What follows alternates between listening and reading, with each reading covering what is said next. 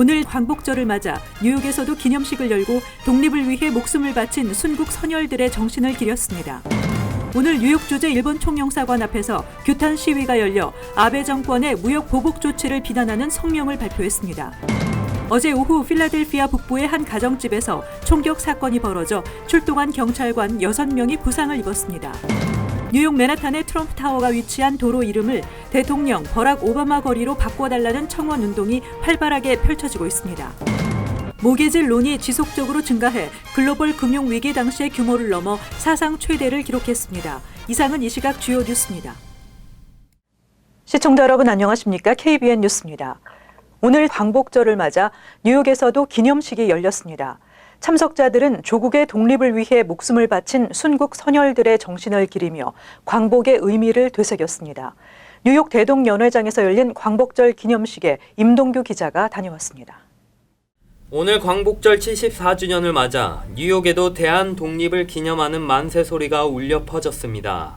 만세! 만세! 만세! 오늘 오전 플러싱 대동연회장에서는 한인 단체장들과 한인 동포 350여 명이 모여 나라의 독립을 기뻐하고 선조들의 넋을 기리기 위해 기념 행사를 열었습니다. 그레이스 맥 연방 하원 의원과 존 리우 뉴욕주 상원 의원 등 뉴욕 지역 정치인들도 참여해 광복의 기쁨을 함께했습니다. 문재인 대통령은 박효숙 뉴욕 총영사가 대독한 축사에서 외세의 침략과 수탈의 역사를 딛고 광복을 위해 몸 바쳤던 순국 선열들을 기억하며 선조들의 정신을 이어받아 한국에 대한 일본의 무역 보복 조치를 지혜롭게 해결해 동북아시아의 경제를 주도하는 경제 강국으로 우뚝 서겠다고 약속했습니다. 지금까지 우리는 선진국을 추격해왔지만 이제 앞서서 도전하며 선도하는 경제로 거듭나고 있습니다. 일본의 부당한 수출 규제에 맞서 우리는 책임 있는 경제 강국을 향한 길을 뚜벅뚜벅 걸어갈 것입니다. 행사에 참여한 한인 동포들은 만세 삼창과 함께 광복절 노래를 부르며 나라를 되찾기 위해 큰 희생을 치른 선조들을 기억하며 광복 그날의 기쁨을 함께 나눴습니다. KBN 뉴스 임동규입니다. 맨하탄에서는 일본을 규탄하는 시위가 열렸습니다. 뉴욕 주재 일본 총영사관 앞에서 열린 시위에서 아베 정권의 무역 보복 조치를 비난하는 성명을 발표하고 동포 사회에 일본 제품 불매 운동에 동참해 줄 것을 당부했습니다. 보도에 임동규 기자입니다.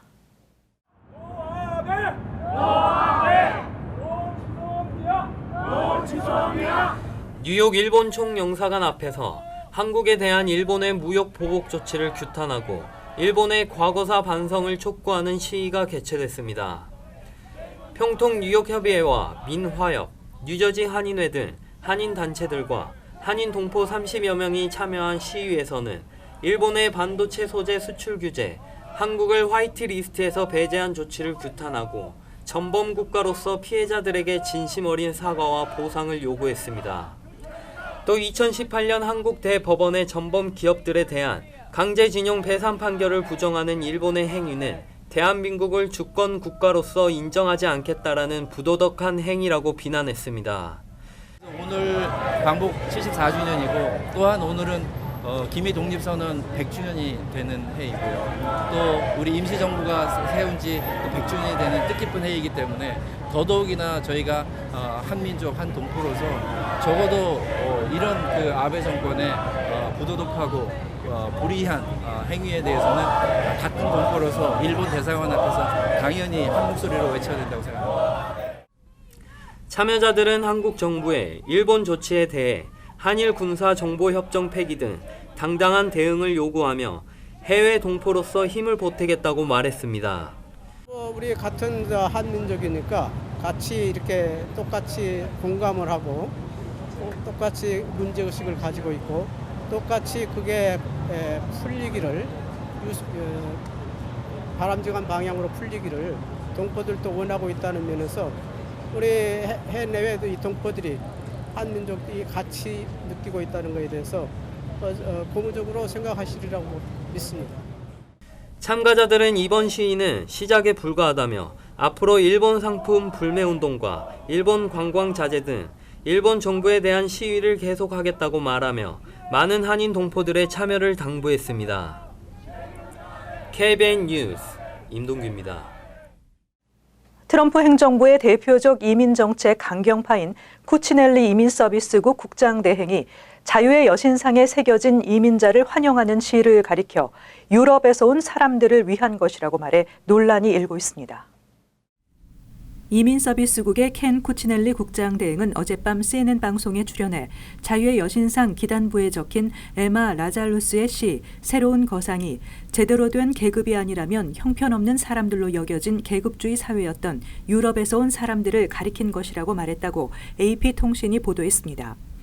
이 시에서 지치고 가난한 자유를 갈망하는 이들, 풍요의 기슭에서 버림받은 가련한 이들을 내게 보내라는 대목은 미국으로 오는 이민자를 환영하는 구절로 통상 받아들여지고 있습니다. 쿠치넬리는 어제 공영방송 NPR과의 인터뷰에서 스스로 자립할 수 있고 생활 보호 대상자가 되지 않을 지치고 가난한 이들을 내게 보내라며 아예 시구를 바꾸기도 했습니다. 한편 야권은 쿠치넬리의 발언을 강하게 비판했습니다. 민주당 대선 경선 주자인 베토 오로쿠 전 하원 의원은 그들은 자유의 여신상이 백인에게만 적용된다고 생각한다며 그것을 인정한 것이라고 말했습니다. 역시 민주당 대선 주자인 엘리자베스 워런 상원 의원은 자유의 여신상 기단부에는 우리의 가치들이 새겨져 있고 이는 바뀔 수 없는 것이라며 우리는 그런 가치들과 이민자 공동체를 위해 투쟁할 것이라고 말했습니다. 도널드 트럼프 대통령은 이에 대해 기자들에게 미국에 오는 사람들의 비용을 미국의 납세자들이 지불하도록 하는 것은 공정하다고 생각하지 않는다며 쿠치넬리의 발언을 두둔하는 모습을 보였습니다. 어제 오후 필라델피아 북부의 한 가정집에서 총격 사건이 벌어져 출동한 경찰관 6명이 부상을 입었습니다. 어제 오후 필라델피아 나이스타운에서 마약 관련 신고를 받고 한 주택으로 출동한 경찰은 주택 내부의 총격범과 대치를 벌이다 6명의 경관이 총탄에 맞아 병원으로 옮겨졌으며 생명에는 지장이 없는 것으로 밝혀졌다고 뉴욕타임즈와 CNN이 보도했습니다. 목격자들에 따르면 경찰 특수기동대까지 출동한 사건 현장에서 오후 4시 30분쯤 처음 총성이 울렸고 오후 5시 45분쯤 추가로 4발에서 5발의 총격음이 들렸으며 이후 6시쯤 다시 2발의 총성이 이어졌습니다. 사건 현장에서 가까운 템플대학 보건과학센터 캠퍼스에는 폐쇄령이 내려졌습니다. 어제 총격 사건은 지난 10일 캘리포니아의 한 고속도로에서 트럭 탑승자가 검문하던 경찰관을 총으로 쏴 숨지게 한 지 이틀 만에 발생했습니다. 도널드 트럼프 대통령의 사저가 있는 뉴욕 맨하탄의 트럼프 타워가 위치한 도로 이름을 대통령 버락 오바마 거리로 바꾸어달라는 청원 운동이 활발하게 펼쳐지고 있는데요. 서명 인원은 오늘 오전 현재 25만 명에 달하고 있습니다. 워싱턴 포스트는 어제 맨하탄 56가와 57가 사이 트럼프 타워가 위치한 5애비뉴를 오바마 전 대통령의 이름으로 바꾸자는 청원에 호응이 이어지고 있다고 보도했습니다. 처음 청원을 올린 엘리자베스 로위는 한 코미디 프로에서 트럼프 대통령을 화나게 하려면 트럼프 타워 앞 거리 이름을 전임 대통령의 이름으로 바꾸면 된다는 농담을 듣고 재미삼아 청원을 시도하게 됐다고 밝혔습니다.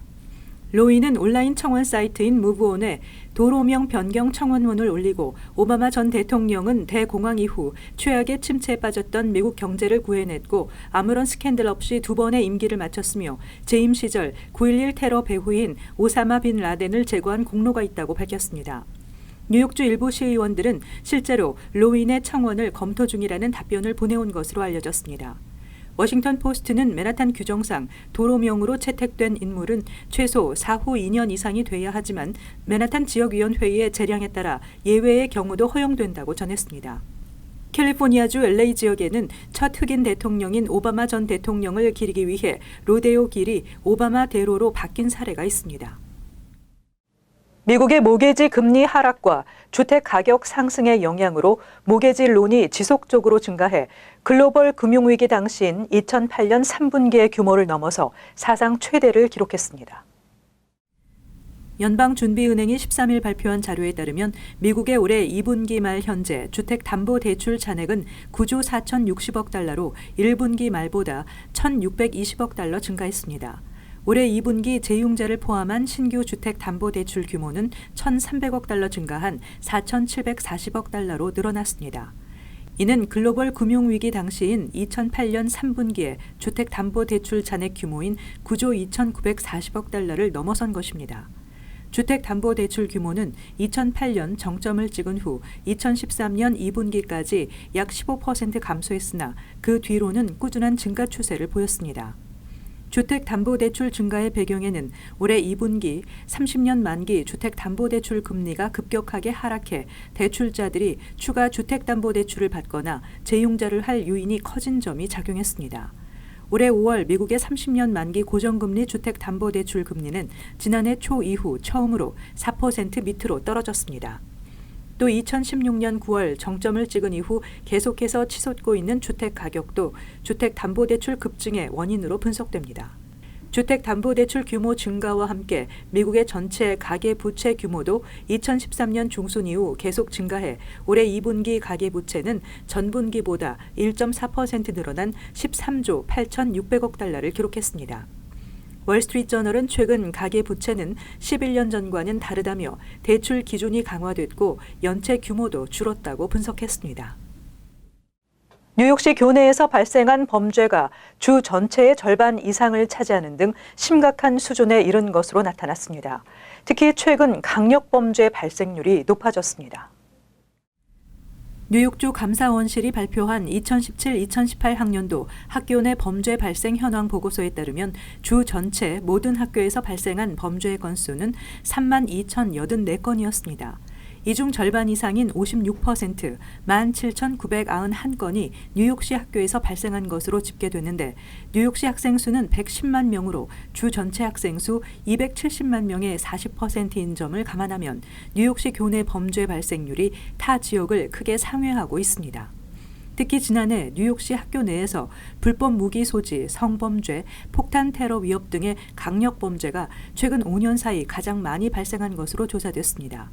뉴욕시 학생 1,000명당 3명이 성범죄를 저질렀으며 1,000명 중 8명이 폭력 가해자인 것으로 나타나 주 전체에서 가장 높은 범죄율을 보였습니다. 뉴욕시 5개 보로 학교의 알코올과 마약 등과 관련된 범죄는 1,000명당 2명으로 이와 관련된 범죄율은 주에서 가장 낮았습니다. 뉴저지 교육학생지원청이 지난 봄학기에 시범 운영한 저소득층 학비 면제 프로그램이 가을 학기부터 확대돼 더 많은 학생들이 혜택을 받을 것으로 보입니다. 저소득층 학비 면제 프로그램은 뉴저지주의 18개 카운티 커뮤니티 칼리지에 등록한 학생 중 가족 연간 소득이 4만 5천 달러 이하의 학생에게 학비를 면제해 줬으며 이번 가을 학기부터는 상한선이 6만 5천 달러 이하로 올라 더 많은 학생들이 학비 면제 혜택을 받을 전망입니다. 지난 봄 이 프로그램에 지원한 학생은 5,424명으로 총 600만 달러가 이 프로그램을 통해 지원됐습니다. 이 학비 지원 프로그램에 지원하는 학생은 최소 6학점을 등록해야 하며 별도의 신청서는 없으며 연방 학자금 보조 신청서 또는 뉴저지 드리머를 위한 뉴저지 대체 금융 지원 프로그램 신청자는 자동적으로 무료 학비 지원 프로그램을 지원받게 됩니다.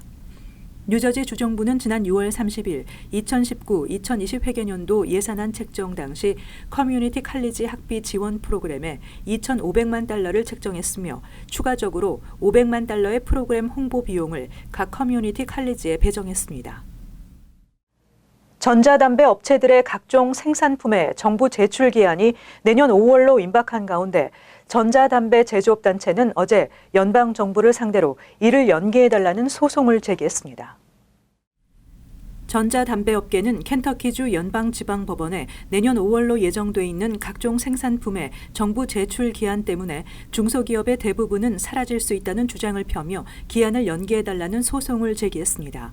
미국 식품의약청은 지난 수년 동안 전자담배 제조업, 도소매업, 전자담배 흡연장치와 각종 첨가 향료 시장에 대한 규제를 가하기 위해 수년 동안 노력해왔습니다. 10여 년 전에 처음 등장한 전자담배는 대중의 인기를 끌면서 장기적인 효과에 대한 입증이 되지 않았음에도 지속적인 성장세를 보이고 있습니다. 보건당국은 10대들의 만성적인 전자담배 흡연의 그 위험성을 경고했고 보건 전문가들은 전자담배도 담배와 똑같이 중독성이 있으며 그 화학적 성분이 뇌의 발달에 매우 해롭다고 말하고 있습니다. 샌프란시스코에 본사를 둔 주울사도 이번에 소송을 낸 전자담배협회의 800개 기업 가운데 포함되어 있습니다. 금연단체들과 담배로부터 자유로운 아동을 위한 캠페인 같은 시민단체들은 FDA의 조사를 서둘러 달라며 소송을 제기했고 법원은 내년 5월부터 모든 관련 업체들이 연방정부의 심사를 받도록 명령했습니다. 전자담배업계는 대부분 영세업체인 전자담배 관련 회사들이 FDA 검사에 대비해서 행해야 하는 광범위하고 비용이 드는 연구와 실험을 할 여유가 없다며 이를 연기해달라는 소송을 제기했습니다.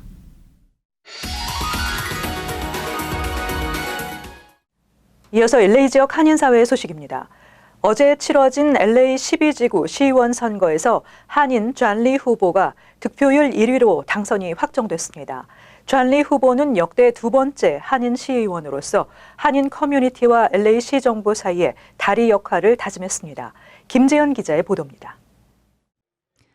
어제 실시된 LA 시의회 12지구 결선 투표에 우편 투표와 현장 투표를 모두 개표한 결과 존리 후보는 52.07%의 득표율로 1위를 차지했습니다. 개표 초반에는 승부가 박빙이었지만 이 후보는 격차를 점차 벌려나가며 총 1,329표 차이로 여유 있게 상대 후보를 앞섰습니다. 아직 잠정 투표와 부재자 투표 개표가 남아있지만 오늘 LA 시의회가 당선을 공식적으로 인정하면서 LA시에서 두 번째 한인 시의원 탄생이 확정됐습니다. Thank you very much. I appreciate that you've put your trust in me. More than any form of government, federal, state, county, local government is about your quality of life. And they've entrusted me with that, and I really appreciate it and will not let them down. 이 후보는 지난 20여 년 동안 12지구 지역 사회에서 쌓아온 시정 경험을 당선의 원동력으로 꼽으며 한인과 주류 사회를 잇는 중간다리 역할을 할 것을 다짐했습니다. 특히 노숙자, 치안, 교통 등 지역 현안 해결을 목표로 임기를 시작할 것이라고 강조했습니다.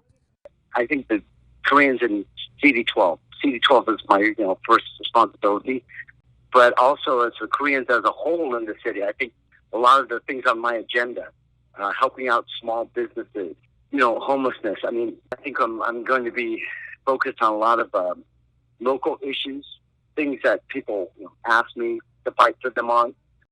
이 후보는 전임자인 미치 잉글랜더의 자녀 임기 동안 시의원으로 오는 2020년 12월까지 재직하게 됩니다. MBC 뉴스 김재은입니다. 남가주 일대에 폭염주의보가 발령됐습니다. 국립기상국은 오늘부터 시작된 무더위가 내일까지 이어지면서 남가주 일대에 오늘 오전 10시부터 내일 오후 9시까지 폭염주의보를 발령했습니다. 기상국에 따르면 오늘 LA 한인타운을 포함한 내륙 지역의 낮 최고 기온은 최고 105도대에 달하며 해안 지역은 최대 80도대 중반을 기록한 것으로 나타났습니다. 또 산간지대에는 오늘 저녁부터 내일까지 강풍이 불 것으로 전망돼 산불 위험 가능성도 제기됐습니다. 한편 이 같은 무더위는 주말에 차츰 누그러지다 다시 기온이 상승하면서 다음 주까지 이어질 것으로 전망됩니다. 이어서 간추린 소식입니다. 앤드류 구나즈 뉴욕주 상원의원은 최근 주 교육국과 MTA의 익스프레스 버스를 이용하는 학생들에게는 요금 할인 정책이 적용되지 않아 매년 $2,700의 교통비 부담을 안고 있다며 개선을 요구했습니다. 일부 학부모들은 지난 1월부터 익스프레스 버스 요금 학생 할인제도 도입을 위한 서명운동을 전개해 현재까지 1,600여 명이 참여한 상태입니다. 한편 MTA는 재정 문제로 인해 익스프레스 버스 학생 할인제도 도입은 어렵다는 입장입니다. 토드 카민스키 주 상원의원은 뉴욕주 내 공립학교와 사립학교에 재학 중인 6학년에서 12학년을 대상으로 스와스티카 등 특정 인종을 대상으로 혐오와 위협을 상징하는 문양의 의미와 배경에 대한 교육을 의무화하는 법안을 추진 중입니다. 법안은 관련 교육을 뉴욕주 교육국장이 리전트 위원회와 협의하에 현재 커리큘럼과 연계해 실시할 수 있게 여지를 두는 조항도 담고 있습니다. 지난해 7월 운영을 개시한 컬처 패스 프로그램 이용자 수가 7만 명을 넘어섰습니다. 컬처 패스는 뉴욕 시내 공립도서관 카드로 주요 박물관이나 식물원 등 뉴욕 시내 주요 문화시설 50곳을 무료로 이용할 수 있도록 하는 프로그램입니다. 컬처 패스 프로그램 이용은 홈페이지에 접속해 해당 문화시설의 무료 입장권과 기타 프로그램 입장권을 인쇄하거나 내려받을 수 있습니다. 캘리포니아주 북부 셔너제이 인근 솔다드 교도소에서 어제 재소자 200여 명이 집단 패싸움을 벌이는 폭동이 일어나 8명이 크게 다쳐 병원으로 호송됐다고 CNN 방송이 오늘 보도했습니다. 교도관이 소동을 멈추게 하려고 공중으로 경고 사격 9발을 쏘기도 했습니다. 병원에 후송된 재소자들은 얼굴과 상반신 등에 심한 타박상, 자상을 입었으나 생명이 위중한 환자는 없는 것으로 알려졌습니다. 계속해서 환율과 증권 소식입니다.